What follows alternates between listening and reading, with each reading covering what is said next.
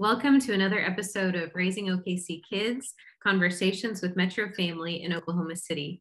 I'm Kirsten Holder, and today we're talking with behavioral therapist Janae Neal about setting healthy family boundaries, especially at the holidays. Thanks for joining us today, Janae. Thank you. I'm excited to be here. Hopefully I can offer some good insight. Yes, I don't doubt it. And we'll just start out with a little bit of an introduction.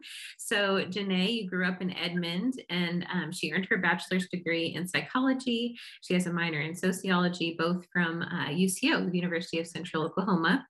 Mhm. She recently earned a master's of psychology with an emphasis in applied behavior analysis as well. Janae, you've worked as a registered behavioral therapist for the past 3 years, and you're currently working from home while enjoying time with your young daughter and your husband. And additionally, I have to add, you provided expertise for our family wellness article on creating boundaries in last year's November and December issue and this year as well. And you have contributed to our family mental wellness series in the past. We've so enjoyed working with you and so have appreciated your thoughtful and holistic tips on these subjects. So I'm really excited to dive in, and we'll just start very topically. So why are boundaries important no matter what time of year it is? Oh, yeah, for sure. So I think about boundaries as you telling the world how you want to be seen. It's a relationship that you're having with the environment around you, external factors, and that includes people, place, and things, right? So when you set those boundaries that says, these are the limits that I'm comfortable with for myself. And so that's why they're really important to have. Yes. And kind of try to control any portion of that puts you in a better situation for success in dealing with any of those people, place, and things. So yeah, that is so Right, true. right. Mm-hmm. I think growing up as kids, we do trust our parents to know what's best for us. But then as we grow to adults, it's our responsibility to be more vocal about what we know is best for us based on experience. And that transition is awkward no matter, what age you're at. Sometimes it happens earlier, sometimes it happens later. But I guess I'd like to talk about why it's so much harder to draw boundaries with people so close to us and people that we love. Right. So I'm kind of going to take it back a little bit. When you think about a primitive society, you needed people in order to survive, right? You had to have those bonds, those relationships to, hunt down a woolly mammoth, or, any of those things. That bond, that desire doesn't just go away over time. Of course, now we really need people for more social reasons and emotional support reasons. But a lot of the times we are afraid to set those boundaries because we don't want to ruin those relationships. We don't want to see them, decide, okay, you're setting this boundary and I don't want to be a part of it. And so in order for us to continue with these relationships, we sometimes compromise ourselves and are flexible with our boundaries when really we should, reinforce those and understand that typically families are going to have that unconditional love, that unconditional, I'm going to be there whether you have this boundary or not. And I think what you just said is really important because that kind of primal need, if you will, is different than people pleasing. Mm-hmm. We're not just letting ourselves be, waving in the wind to whoever comes down our path, but we do need people to thrive and grow, and especially the people in our support system. Mm-hmm. Yeah, for sure. That's exactly it. So as a follow-up, why is it doubly as important to communicate our boundaries to family members or other people that we love? As we kind of alluded to earlier, it can sometimes be painful. It can be guilt-ridden, especially for those of us that are people pleasers. But I think it's kind of natural no matter what kind of personality you have. Is there a way to avoid those negative feelings? What tips do you have for us there? Well, we live in a world now where most of us have the ability to choose the things that we are comfortable with, the things that we want to say yes to, and the things that we want to say no to. So when you're setting those boundaries, you really need to evaluate those relationships and decide, is this worth having that negative conversation? Is this something that, maybe you only see this person once a year, or you don't have a continued relationship? It's a one-time thing. You kind of have to go back and decide, Okay, maybe I want to work on this relationship. I'm going to put the effort in. So I'm going to have this hard conversation. I'm going to set these boundaries in place to make sure that I'm comfortable and they're comfortable moving forward. It can be hard. Nobody really likes to have those. It's not fun, nobody wants to sit around a table and say, well, this and that bothers me. But I think that that's an important step in that boundary setting process. You have to let them know. You have to have that conversation in order to move forward in that relationship. And if you're not being authentic to who you are and what your needs are, how can you be in relationship with someone you love either? Right, that's very true. Sometimes you compromise yourself, and that can breed resentment, and that can, you start having all sorts of negative feelings and thoughts about someone because they aren't doing the things that you think they should do, but you haven't communicated that. And so it really is, taking that step to have that conversation, even if it's hard or even if there are negative feelings there, to really make sure that you are being heard. And you can decide from there if you want to continue that relationship or not. Yes, yes. I think what's helpful for me anyway is to kind of reframe it as less of a scary and intimidating thing, although it might be anyway, and more of a relationship building thing. Because when you're showing up for your needs and who you are and who your family is and what their needs are, you're showing up as your true self, offering to the other person, please do the same, and we can have a stronger relationship. At least that's what I kind of like pump myself up in that way. Yeah, no, that's so true though, because you can be authentically yourself. You don't have to walk into a situation feeling uncomfortable. When you have had that conversation, you can just, walk in your truth and be okay with that. Sometimes you get so afraid that someone's going to leave us that we stay in unhealthy relationships and toxic environments. And not all boundaries have to be necessarily negative. Of course, those are the ones that are typically highlighted. But you're right. When you are setting a boundary, it's just your way of telling the world, this is how I want to be seen. This is how I feel comfortable being myself. And, please respect that. Yes, and the people who love you surely will do that. So Yes, they should. They should for sure. related, but kind of moving on. I know you're very big on consent and teaching kids consent from a young age, such as not requiring them to hug or kiss relatives, even under the pressure that can sometimes come, especially around the holidays. So I'd love you to talk about why this is so important. And if you would give us an example of how parents can talk to their kids about this at home. For sure. So I was actually talking to my sister about this because growing up, she was not a hugger. She wasn't one that was like, kiss on me, hug on me. She's very like, no, no, no, don't do that. But back then it was kind of a thing where kids were like, you just do what you're told, and you're not necessarily validated in saying no. You didn't have that option. I think now we're able to see how harmful and damaging that is. And we really want to make sure that when we're going into these situations, our kids are comfortable saying no. In any situation that is uncompromising, where they don't feel as though they want to do something, they should just feel comfortable saying no. And so, for example, my daughter, I'm like, give mommy a kiss, and she's like, no, and I'm like, okay. And I have to respect that, because if she doesn't feel empowered to say no to me in those situations, she's not going to feel comfortable doing that with someone else, another family member.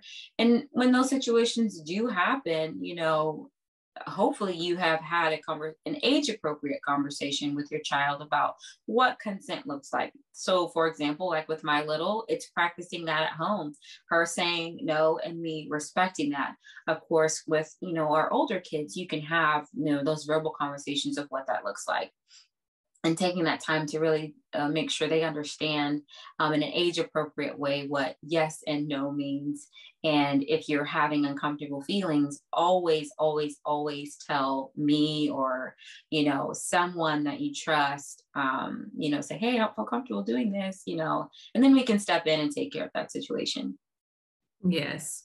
Yes, and I think what you said, validating their feelings, especially the littles, they're still trying to understand what's normal and what's okay Mhm. and what's fun and what's not. And I think Yeah. having those conversations about that makes me feel uncomfortable, that hurts my feelings, some of Mhm. those things, and then telling them how they can be vocal and who are safe people to talk to about that. I just love all those tips. I'm going to take those to heart for sure. Yeah, yeah, for sure, for sure. Gotta do that. Yes. So inevitably, what should we do when your child is in that awkward situation with a friend or family member who is publicly demanding a hug? Kind of adding on to that last question, but there might be at least one or two of those situations as we approach the holidays. And I'd love some tips about how to talk to relatives about reinforcing our kids' choices. Right. And so, I mean, I think initially give your child a chance to say no because you want to give them that power and or make sure they feel empowered to use their voice. If a relative or a friend is still continuing, then that's your chance to step in. I would say you'd want to do this in front of the child because you want them to see that you support them in their decisions, and it doesn't necessarily have to be crazy or aggressive or mean or rude, but it's like, hey, he or she is, uncomfortable. Maybe you can try again later, or, maybe wait for him or her to, come to you. But, this isn't something that they're wanting to do right now. And leave it at that. That's how I would do it. But I would make sure that, if it were my daughter, I would definitely make sure she sees me in supporting her, but also allowing her to use her voice, and supporting her in using that voice.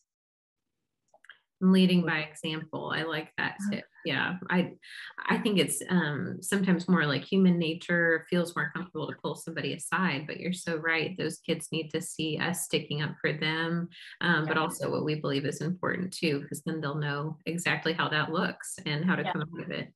Yeah. And it's also an important part of the boundary process is actually practicing that.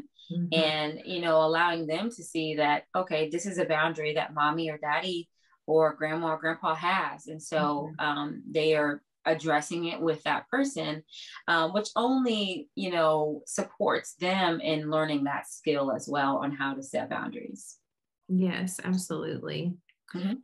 What are some other examples of what healthy boundaries might look like in a setting around the holidays when family that you maybe haven't seen in a while is all gathering together in one house?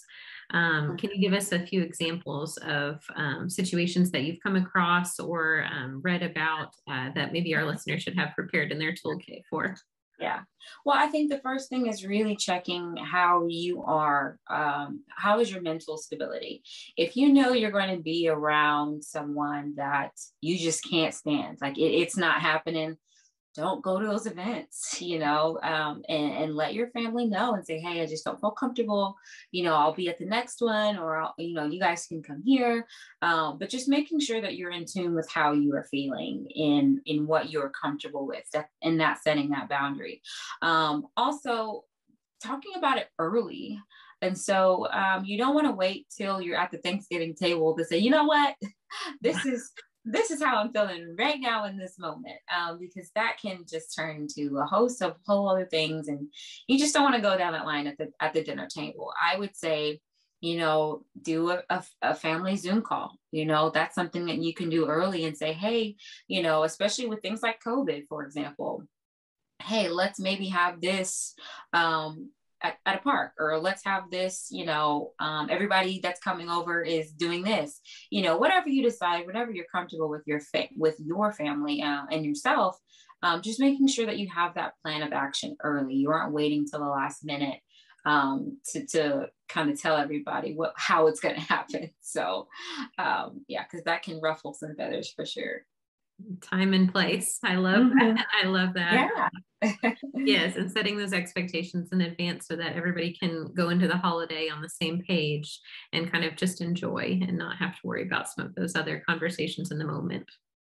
Right. Yes. Keeping it about the holidays so you can spend that day really focusing on what it's about and not having to have those, repressed feelings or, those negative feelings going. Nobody wants to spend their holidays that way. So just have that conversation early, get it out there, or build that relationship before, hand. If you know holidays coming up, if you know this is a relationship you want to continue with and have maybe 6 months before you decide, hey, I want to work on this relationship, so that when you get to Thanksgiving, Christmas, and all those things, that relationship is good. But the earlier, the better. Yes. Yeah. And pie just tastes better when you don't have resentment in your mouth as well. Yes. Yes, for sure. For sure. So when we do think about those tough conversations, and you mentioned working on your relationship, boundaries, all these phrases, there feels like there's a sense of finality in the air. And I'd love to hear your opinion. Do you recommend boundaries always stay firm, or have you seen appropriate situations where there's a give and take as people grow or relationships evolve? Maybe you could give us a few examples of situations like that.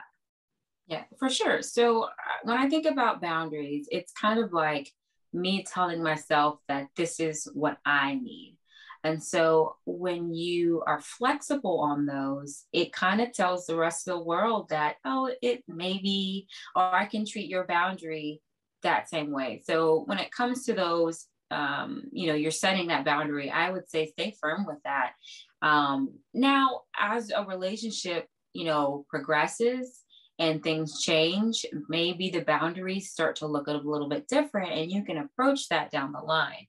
But I would say definitely initially when you are, setting that boundary, you want to stick firm to it. You really don't want to be flexible on that, because that's not ultimately what you're wanting. Now there's compromise, of course. And the compromise might be, okay, I have to walk away, and you have to be comfortable with that.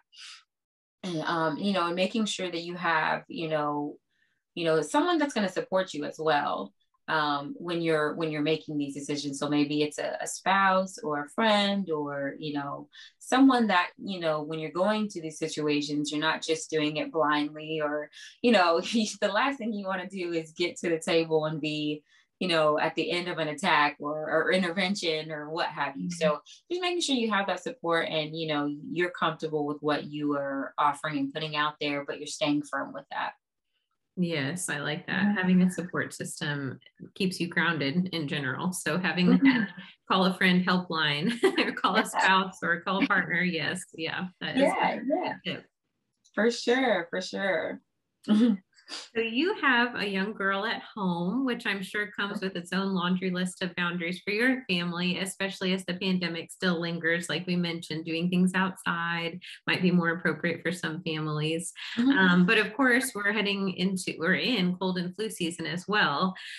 So I'd love to know what your family's plans are this year, and what you're most looking forward to this holiday season with your girl.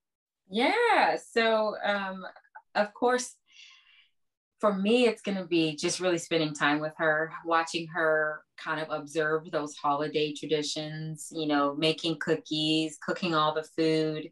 This will be the first time that she's actually kind of aware of, the things that are happening. And so I'm excited to watch her enjoy those things. I'm really close with my family. Typically, they all come over here to our house, and we just hang out for days on end. A lot of the times they'll stay the night. They'll be here too. 3, 4, 5 days if they could. And we just really enjoy each other's company, and hanging out, playing games, and keeping it about family, and, it's all one of my boundaries that I have is I don't allow shoes in my house. That's something that everybody knows. Even if they've never been here before, I will greet you out the door and say, hello, please take off your shoes. And that's what I stay firm on.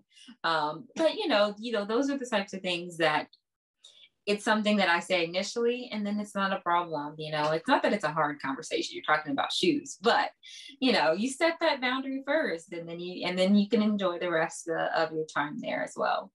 Yes. Well, and I love that example too, because you're literally and figuratively leaving your stuff at the door. Yes, And then I you love can just that. I love that. I might have to steal that from you. and I'm going That's to use that good. as an analogy, I think, this holiday. Yes. Yeah, and just coming in and being in a warm and welcoming environment. I think how close you are with your family speaks to the intentionality that it sounds like you all have around these conversations, even if they're Yes. tricky. So, Yes. yes, that's awesome. And I love the age that your daughter is at, like you said, and really kind of understanding the holidays and being around her relatives and loved ones. That is so special. I know you're going to have just a great time. Yes, I am definitely looking forward. I'm looking forward to some time off too. Yes, aren't we all? This time of year always comes at a perfect time when you just need a break. So, Yes, yes. so thank you for joining us today, Janae. I know I don't just speak for myself when I say we all needed these tips. We all needed a pep talk and a game plan heading into the holidays. I'd love for you to tell our listeners how they can learn more about you and your practice or get in touch. Yeah, for sure. So I am on all the social media. You can find me at Janae XOXO on oh gosh, that's on TikTok. And then you can find me at Janae underscore XOXO on Instagram. I'm also on Facebook, just Janae Neal. And so yeah, that's how you can reach me. Awesome. Thanks again. And for those of you listening, be sure to look up one of our favorites from Janae, her article on cultivating calm during the holidays from last year, which I will link in our bio, but you can also do a search on our website. The tips on knowing your child's limits, asserting expectations, and focusing on quality, not quantity, are just absolutely essential this time of year, or really any time of year for that matter. So thank you again, Janae. We hope you all join us next time on Raising OKC Kids.